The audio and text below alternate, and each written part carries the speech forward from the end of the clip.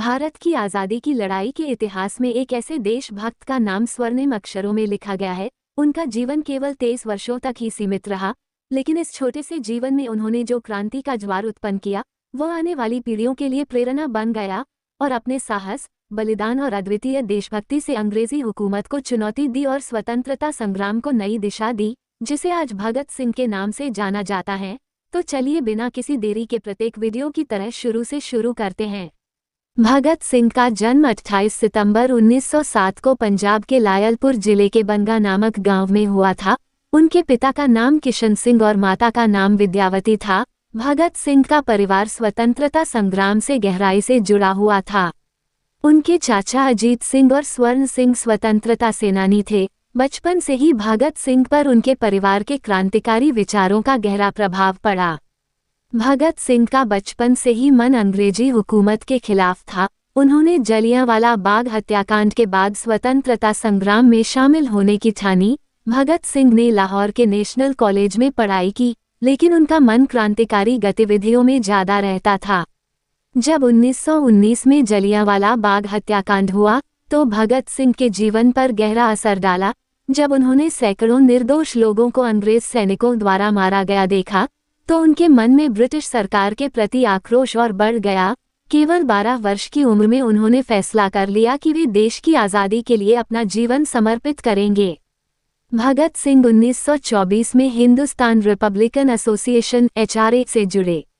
बाद में ये संगठन Hindustan socialist Republican association (HSRA) के नाम से जाना गया। ये संगठन क्रांति के माध्यम से भारत को अंग्रेजों के शासन से मुक्त करना चाहता था। उनकी पहली बड़ी क्रांतिकारी गतिविधि 1928 में लाला लाजपत राय की मौत का बदला लेना था। साइमन कमीशन के विरोध प्रदर्शन के दौरान अंग्रेज पुलिस अधिकारी जॉन सॉन्डर्स की पिटाई से लाला लाजपत राय की मौत हो गई। भगत सिंह और उनके साथियों ने सॉन्डर्स की हत्या करके इस अन्याय का बदला लिया। भगत सिंह का उद्देश्य केवल हिंसा नहीं था। उन्होंने इनकलाब जिंदाबाद का नारा देकर देशवासियों को जागरूक किया। 8 अप्रैल 1929 को उन्होंने और बटुकेश्वर दत्त ने दिल्ली की केंद्रीय असेंबली में बम फेंका। इस बम का उद्देश्य किसी को नुकसान पहुंचाना नहीं था, बल्कि ब्रिटिश सरकार को ये संदेश देना था कि भारतीय स्वतंत्रता सेनानी अब शांत नहीं बैठेंगे। बम फेंकने के बाद भगत सिंह और बटुकेश्वर दत्त ने गिरफ्तारी दे दी। भगत सिंह को लाहौर षड्यंत्र केस के तहत गिरफ्तार किया गया। जेल में भी उन्होंने क्रांति की मशाल जलाए रखी। उन्होंने जेल में कैदियों के साथ हो रहे अन्याय और भेदभाव के खिलाफ भूख हड़ताल की। ये हड़ताल 63 दिनों तक चली और देश भर में इसका प्रभाव पड़ा। भगत सिंह, राजगुरु और सुखदेव को 23 मार्च 1931 को फांसी दी गई। उन्हें निर्धारित तिथि से एक दिन पहले फांसी दे दी गई ताकि जनता के बीच विद्रोह न हो। उनकी मौत के बाद पूरा देश शोक में डूब गया, लेकिन उनकी शहादत ने स्वतंत्रता संग्राम में नई ऊर्जा भर दी। भगत सिंह न केवल एक क्रांतिकारी थे, बल्कि एक विचारक भी थे।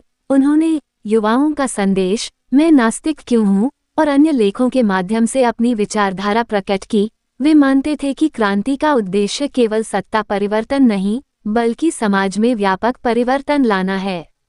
आज भगत सिंह केवल एक नाम नहीं, बल्कि एक प्रतीक हैं।